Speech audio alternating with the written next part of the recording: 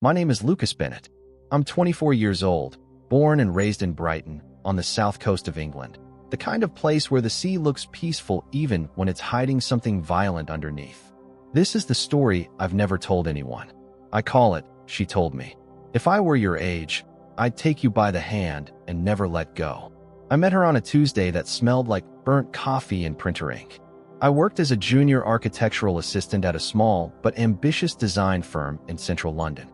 Long hours, glass walls, deadlines that felt like quiet threats.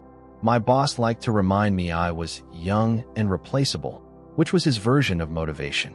Her name was Evelyn Harper. She wasn't an employee. She was a client. 42. Confident in the way some people are confident because they've survived something. She walked into the office wearing a navy coat and an expression that said she expected honesty, not charm. She was renovating a historic townhouse. High ceilings, old bones, complicated history. Much like her, I would later realize. I wasn't supposed to lead the consultation. My manager got stuck in traffic and told me to stall. I didn't stall. We sat across from each other at the long oak table in the meeting room. The afternoon light cut through the glass walls and settled on her hair like it had chosen her. "You're younger than I expected," she said, scanning the preliminary sketches I'd prepared. "I get that a lot," I replied, trying not to sound like a boy pretending to be a man. She looked at me for a moment longer than necessary. Not flirtatious. Assessing. "And yet," she said softly, "you're the only one who seems to understand what I want." That was the first crack in something I didn't know was fragile. Over the next few weeks, I became her primary contact. Officially, it was because I'd impressed her. Unofficially, I think my boss liked that she requested me specifically. It made him look progressive. Our meetings shifted from formal presentations to quiet conversations in half-furnished rooms of her townhouse. The place was beautiful but hollow, stripped wallpaper, exposed beams, dust floating in shafts of light. It felt like we were walking inside an unfinished memory. She told me about her divorce one afternoon while we stood in what would become the kitchen. "He said I was too intense," she laughed, though it didn't reach her eyes. "Too ambitious. Too much." I wanted to tell her that too much was exactly enough for the right person, but I didn't. Instead, I asked practical questions about lighting fixtures. Professional. Safe. But something shifted the day she found out my age. "You're 24?" she asked, leaning against the cold marble countertop. "Yes." She exhaled slowly, almost to herself. "If I were your age," she said, her voice suddenly vulnerable, "I'd take you by the hand and never let go." The air in that empty room changed. I felt it in my chest first, not excitement, not exactly. Something heavier, something dangerous. I should have laughed, deflected, redirected. Instead, I asked why. She looked at me in a way no one ever had, like she was memorizing me. "Because you still believe in things," she said. And I don't know when I stopped. That night, I couldn't sleep. Not because I was flattered, but because I knew something about her wasn't just loneliness. It was grief. And grief can make people reach for things they don't fully understand. I started noticing inconsistencies. Phone calls she'd abruptly end when I entered the room. A framed photograph she kept face down on her bedroom dresser. The way she flinched when someone knocked unexpectedly at the door. And then there was the argument. I wasn't meant to hear it. I'd stopped by unannounced to drop off revised blueprints. The front door was ajar. Inside, her voice sharp. Panicked. "You said he wouldn't find out." A man's voice replied, low and furious. "He's just a kid, Evelyn." Silence. Then her voice again, trembling. "You don't understand. He's not just a kid." I froze in the hallway. The floorboards creaked under my shoes. And suddenly, everything stopped. Footsteps. Toward me. The door at the end of the corridor slowly opened. And when I saw who stepped out of that room, I realized I was standing in the middle of something far older than attraction. Far darker than longing. It was my father. For a second, my brain refused to process it.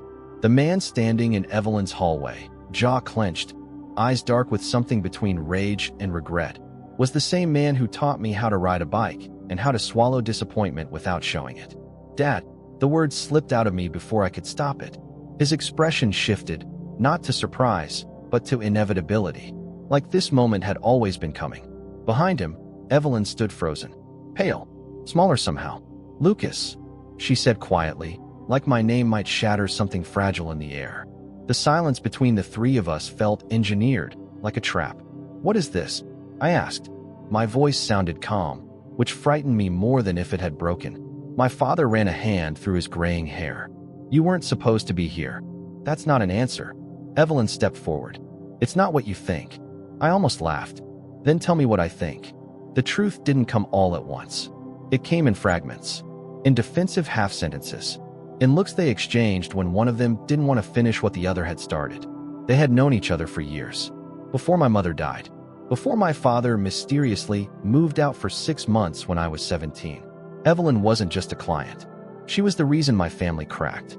The renovation project? Coincidence, they claimed. She hadn't known I worked at the firm until the first meeting. By then, it was too late to change. Too late. My chest tightened. "So what is this?" I asked again, but softer now. "Some kind of penance? Or are you just bored?" Evelyn's eyes filled with something raw. "I never meant for you to get involved." "That's the problem," I said. "You did." I left before either of them could stop me. The train ride back to Brighton blurred past in streaks of gray sky and flickering lights. I didn't call my father. I didn't text her. But she texted me. "Please let me explain." I ignored it. At work the next day, everything felt artificial. My boss complained about deadlines. Colleagues laughed about weekend plans. The world continued like my history hadn't just been rearranged. By noon, my father showed up at the office. Not as a father, as a man desperate to control damage. We stood outside in the cold November air. "It wasn't like that," he insisted. "Like what? An affair?" I shot back. "Because that's exactly what it sounds like." He flinched. "It ended years ago. But it didn't really end, did it?" I said. "You just paused." His silence was confirmation enough.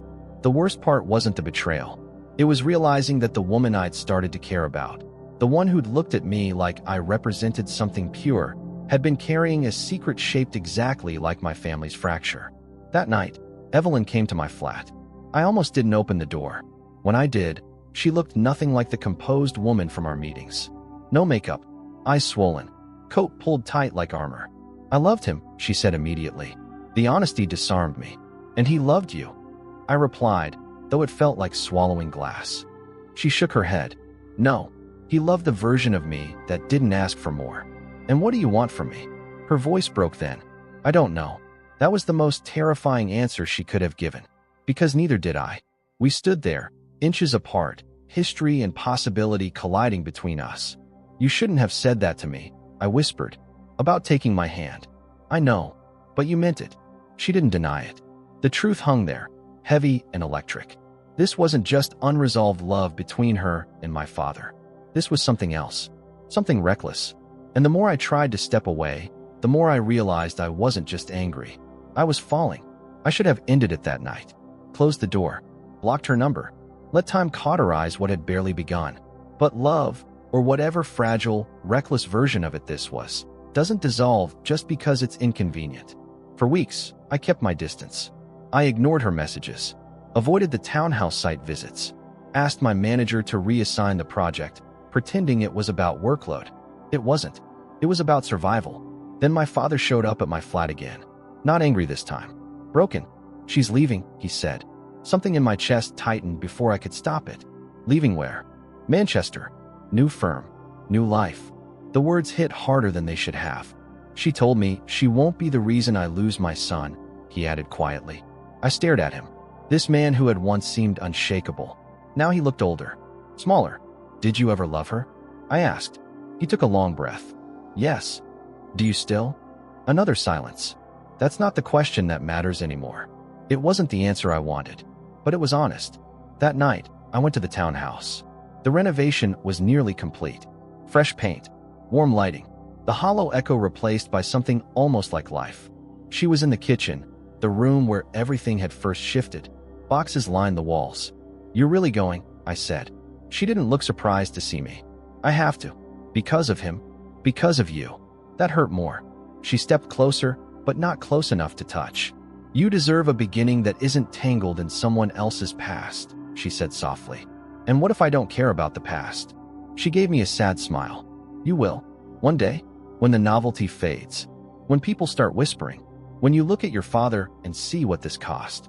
I hated that she was right. "You said if you were my age, "You'd take my hand and never let go," I said. Her eyes shimmered. "And if you were mine," she replied, "you'd know when to let go." The air between us felt fragile. "I don't want to be another chapter of regret," she whispered. "For you, or for him." There it was. The truth. She wasn't choosing my father. She wasn't choosing me. She was choosing to stop repeating the same pattern of reaching for something that felt like salvation but came wrapped in damage. I stepped forward then, closing the distance just enough to feel her warmth.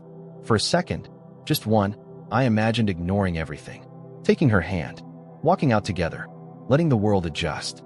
But love isn't just about what you feel in the quiet. It's about what you can live with in the loud. So instead, I kissed her forehead, soft, steady, and stepped back. "Goodbye, Evelyn." Her voice trembled. "Goodbye, Lucas." I watched her leave the next morning from across the street. She didn't look back. Months passed. My relationship with my father changed. Not healed, not broken, just honest. We talked about things we'd avoided for years. About my mother. About loneliness. About the ways men fail when they're too afraid to admit they're unhappy.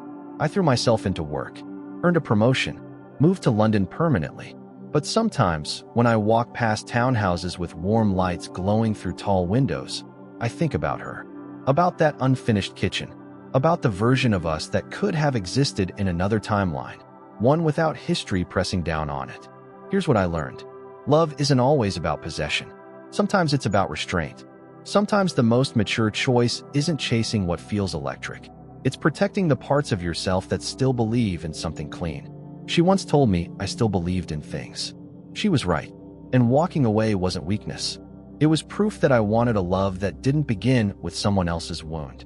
Because if I ever take someone's hand and promise not to let go, I want it to be without shadows standing between us.